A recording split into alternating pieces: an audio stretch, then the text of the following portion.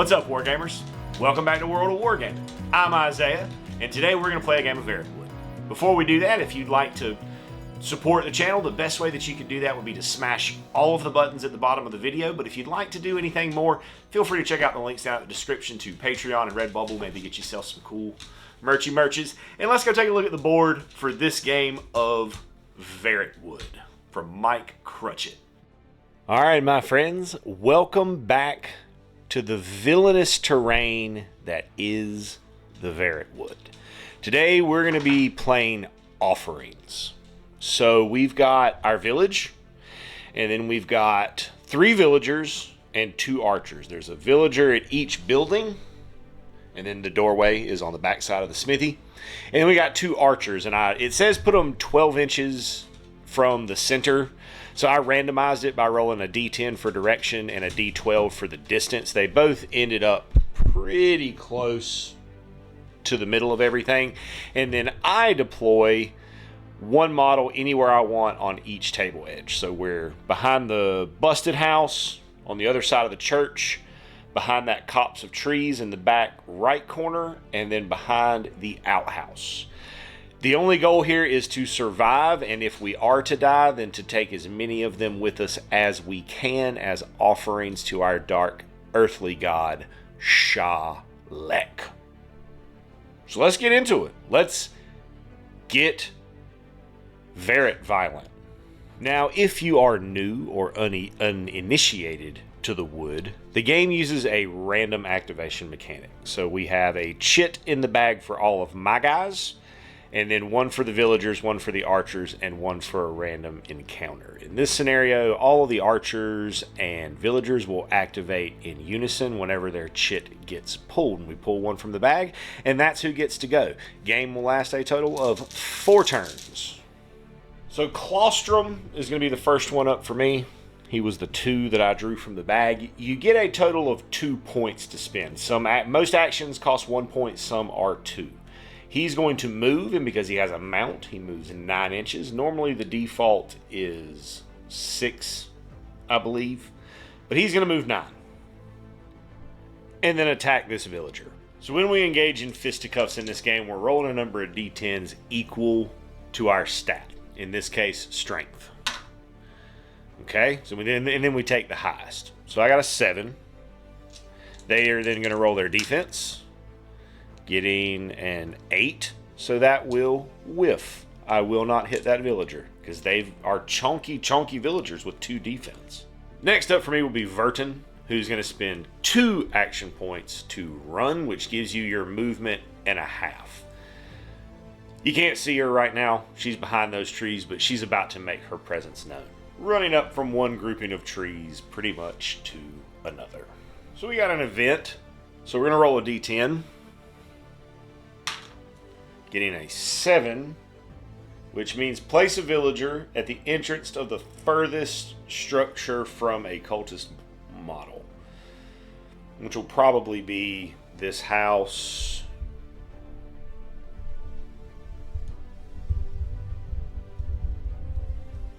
right here.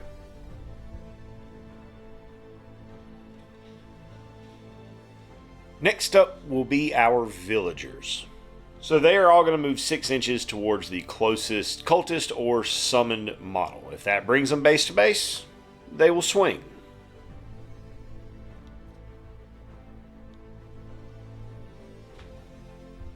Brave young villager makes it almost to the cultist. The wall slowed him down a little bit. However, right here, we can get right down to business. Going to be their strength 2. They got a crit against my defense 2. I would also need a crit here to do anything about this. Oh, I get it.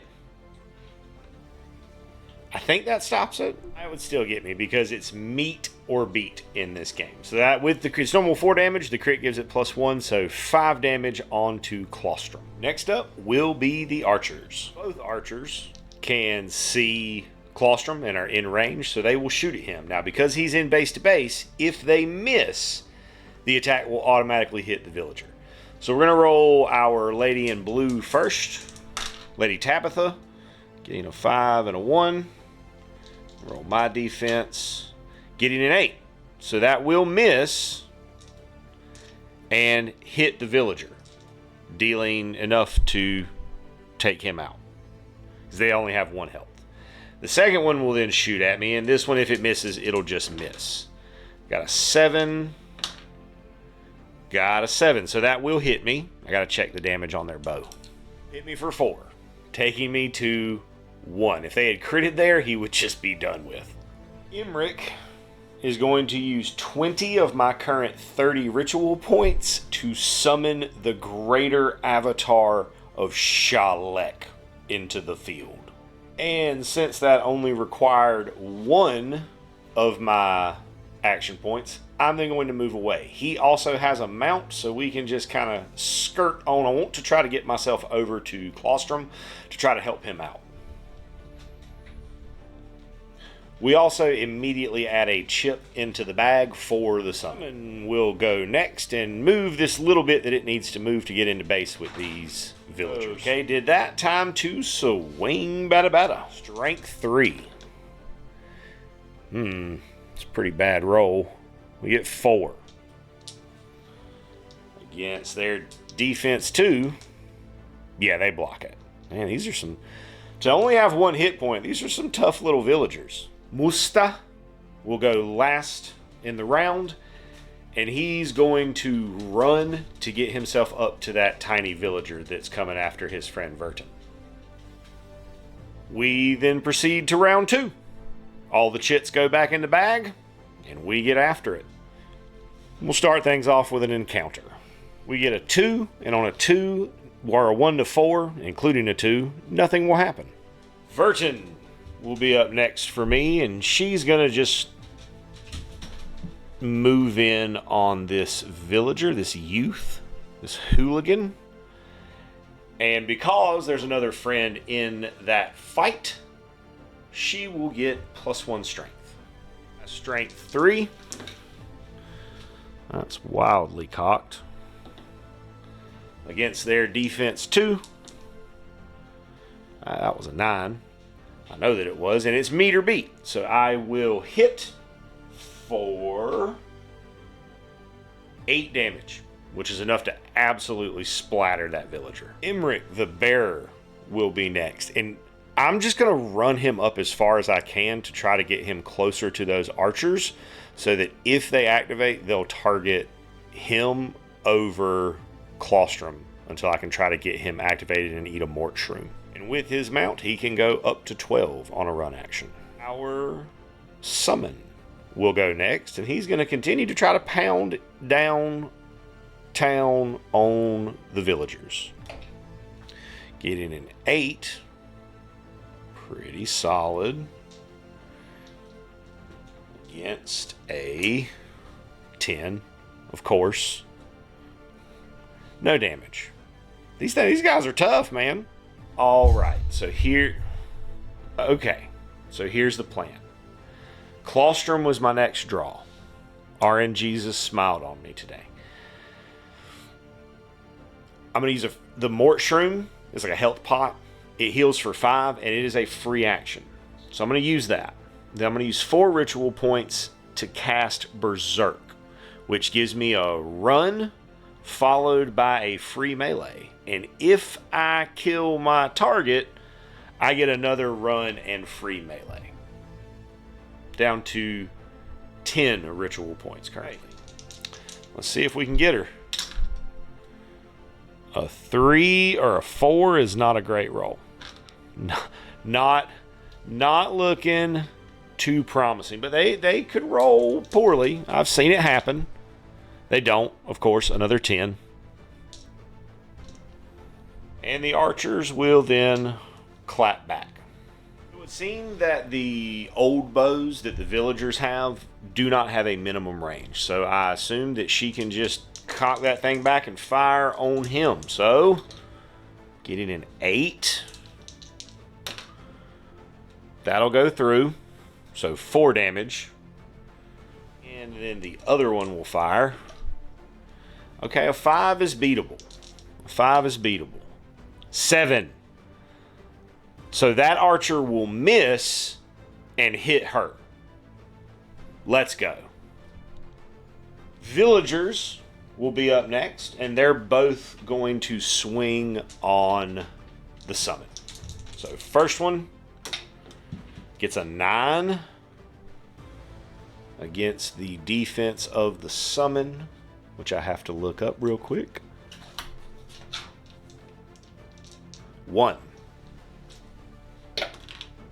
So that's going to hit me for 4. He has 15 health, so we're good for a few moments. They will swing, the other one will swing, getting a 7 to my 7, which will hit for another 4 damage, so 8 damage total currently out of the 15 total health of the summon. Last up in the round will be Musta, who is going to run. We're then going to pick up all the chits and proceed to round 3. Starting with the archer, taking his shot at Claustrum, as Claustrum is the closest. 7 against a... Not enough. Claustrum goes down. Or summon will tee up next. Hopefully we can do 1 point of damage to a villager. We got a 10. So yes, then I don't even have to roll them. A 10 is going to automatically hit.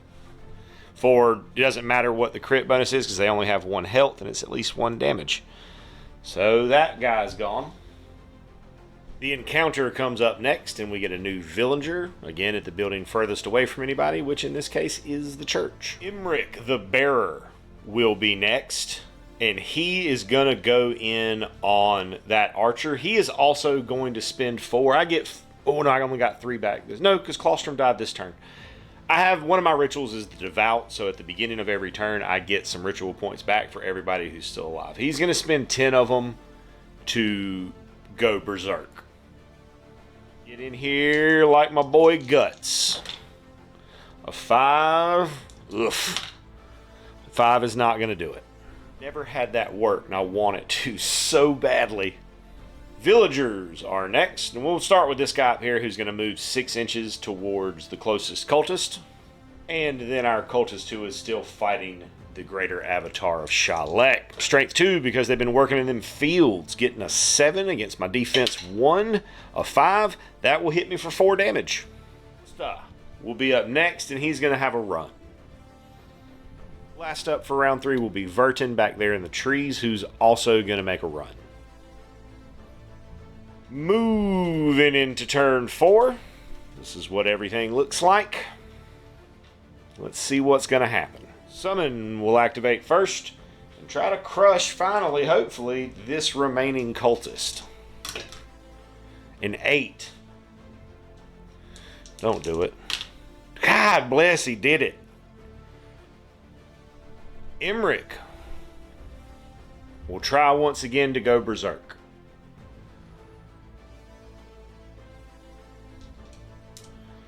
On his strength 2. 5.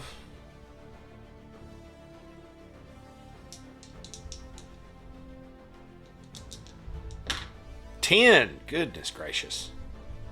Villagers will be up next. So our villager right here is going to move in on Imric +1 strength because it's got a friend also involved. 7. It's a pretty okay roll, above average. Beats a 3 or 4. I got a 7 together, if that's worth anything. That's going to be a hit for 4 damage. Our hardy villager will swing at the summon, see if it can finish it off. It can, because it got a 10, and I can't stop that. Whew, these red dice are hot today. So summon is gone.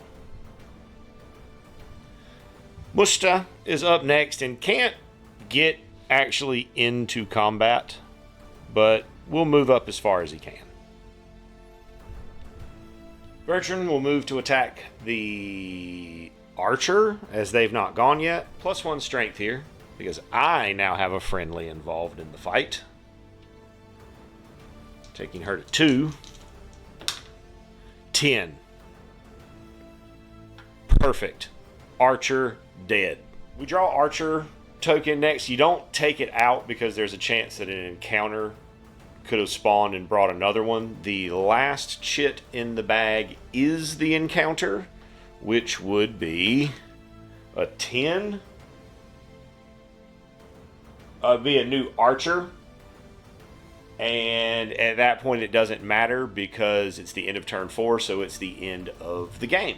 So let's do some post-game, see what happens to our friend Claustrum especially. So Claustrum suffers a flesh wound. His maximum health gets reduced by 1 permanently, so he's now got 9 total health instead of 10.